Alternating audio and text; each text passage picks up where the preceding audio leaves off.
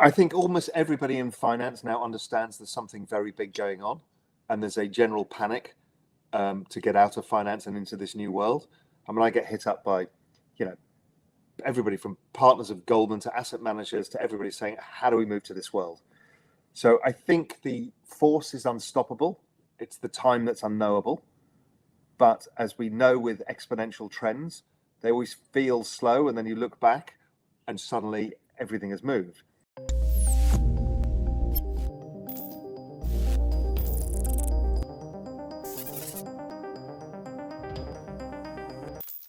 Cryptocurrencies such as Bitcoin and Ethereum haven't been able to catch a break so far in 2022, despite the booming interest in the metaverse and the gold rush in the non-fungible token market. Not only have the prices dropped dramatically, but the overall crypto market cap has suffered huge losses, dropping from $3 trillion to $1.6 trillion.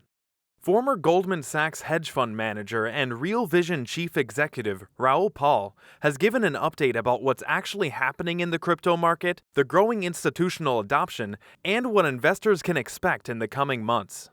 Raoul believes that stocks and crypto are set to move in even closer lockstep, particularly as the Federal Reserve brings 2 years of cheap cash and ultra-loose monetary policy to an end. But this will likely mean even more volatility. Also, Raoul thinks that things will become even more interesting as the institutional investors jump into the crypto space. Hello and welcome to Money Talks. In today's video, Raoul examines how the perception towards crypto has changed in the recent years and why cryptocurrencies will become the fastest growing asset in world history. If you like this video, don't forget to give it a thumbs up, subscribe to the channel, and turn on the post notifications. Let's dive right into the video. Raoul believes that everybody in finance understands that something very big is going on, and we are moving into a new world. Crypto is unstoppable. Everything is a risk curve, every single part of the investable universe, and crypto is part of that risk curve. Sometimes it's correlated, sometimes it's not. When you go to a macro shift, everything gets a correlation of 1, and we've seen that. So it periodically correlates and periodically decouples depending on where we are on the risk curve. If you think of the exponentiality of what's happened in the digital asset market since, I went irresponsibly long back in, April, March 2020, right? That was a Bitcoin only world. Yes, other people were involved in other stuff, but then NFTs, DeFi, social tokens, DAOs exploded. This had all been around, and they were like, no growth, like this. And that's what's happening here. I don't know anybody in the financial space who's now not looking to get involved in some way, shape, or form. I've spoken to the biggest private equity firms in the world, the biggest asset management firms, the biggest banks, everybody. I've given presentations, endless presentations to, investment committees, boards, everybody about all of this stuff. Do you think the recent volatility, downturn in prices, changes any of that, or at this point everybody's past worrying about that? I think everyone now realizes it's a feature and not a bug, that you don't get exponential upside without high volatility. Just that's how risk reward works. And the question is do you get compensated for the risk with the reward? And a 50% pullback versus the multiple 100% upsides you get over periods of time shows that time and time again it is well compensated for. So I see no change at all in the number of queries and who I'm presenting to about this.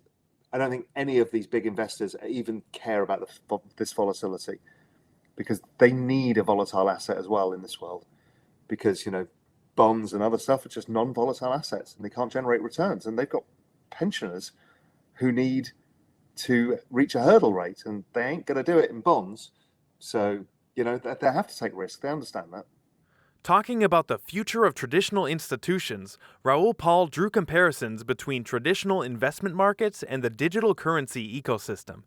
He noted that the current benchmarks of other markets and asset classes such as equities, bonds, and real estate all have a market cap between $250 to $350 trillion. The total number of cryptocurrency users is currently running into millions. However, the adoption level is not close to the number projected by Raoul. The veteran investor said that while the projection is outrightly ambitious, the number of crypto holders will not skyrocket to that level without breaks and resistances. I think the traditional institutions remain because of how they operate within the space, the sources of capital, and how actually investors want a one-on-one relationship with the VC investor. But my guess is you will be a part of multiple DAOs in due course, where you are one of the people involved in that DAO, and that's how you'll think of your VC portfolios is, oh, we've got 20 DAOs that we're investing in, that we're part of the discussion, where we're pulling together with other smart people. Yeah, the Delphi guys are in this DAO, and Andreessen Horowitz are in this DAO, and we're all trying to solve this particular thing, and that's what we're investing in. And then you'll have your own portfolio of other opportunities that don't have this kind of shared structure, because sometimes it's your own view, and you want to back your own view. So I think it's going to be a hybrid, but what it does change is the economics of the industry, because it's so much easier to do via a DAO structure than it is via a fund structure.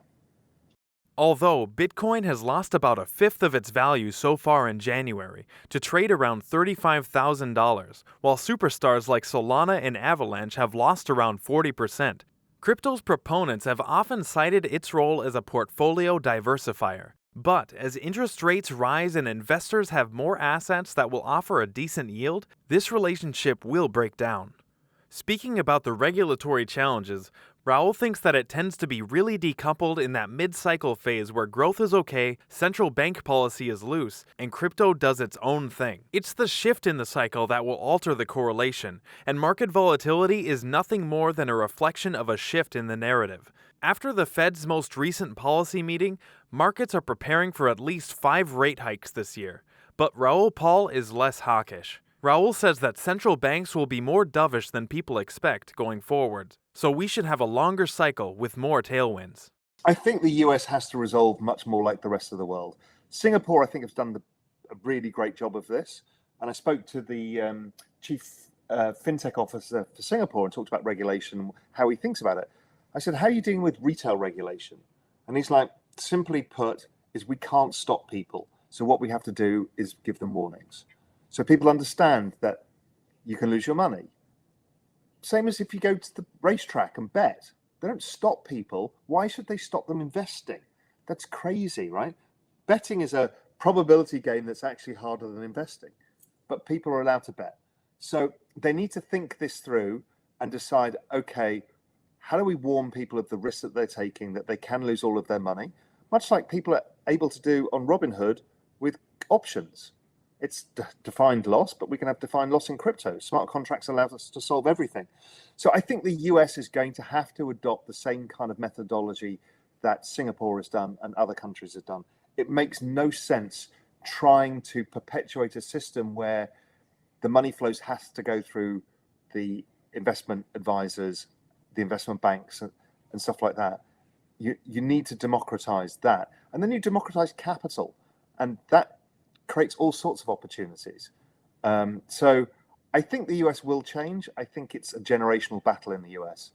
And I think it's going to get fought by the millennials and Gen Z now being a much larger part of the voting. The issue is the senators and the congressmen and women are all boomers, really. We got a few Gen Xers in there. That's it. So the generational shift has to happen. The problem is politicians are staying in office for longer and getting older, much like the population is. Recently, many news have been doing rounds regarding Raoul's crypto portfolio and him owning only one Bitcoin. Recently, Raoul tweeted, "So many chippy comments that I only own about one Bitcoin. I am massively underweight Bitcoin because I think its price appreciates less over time than Ethereum and some others. It is not a comment about me being negative Bitcoin. Also, no, I've not sold any of my crypto bags to newbie bag holders." Paul adds that impending crypto regulation around the globe presents less downside for major cryptos but is a huge risk for smaller, riskier altcoins. "I don't know the format of where we go, whether we keep up the log trend and keep hitting bottom with a sharp sell-off down 50% and back up again, or whether we trend sideways for a year. I think we'll see both types of those price actions." And that brings us to the end of today's video. What do you think about Raoul Pal's statement about crypto's increasing institutional adoption? Tell us in the comments. Also, don't forget to like and subscribe. See you soon with the next video, and thank you so much for watching.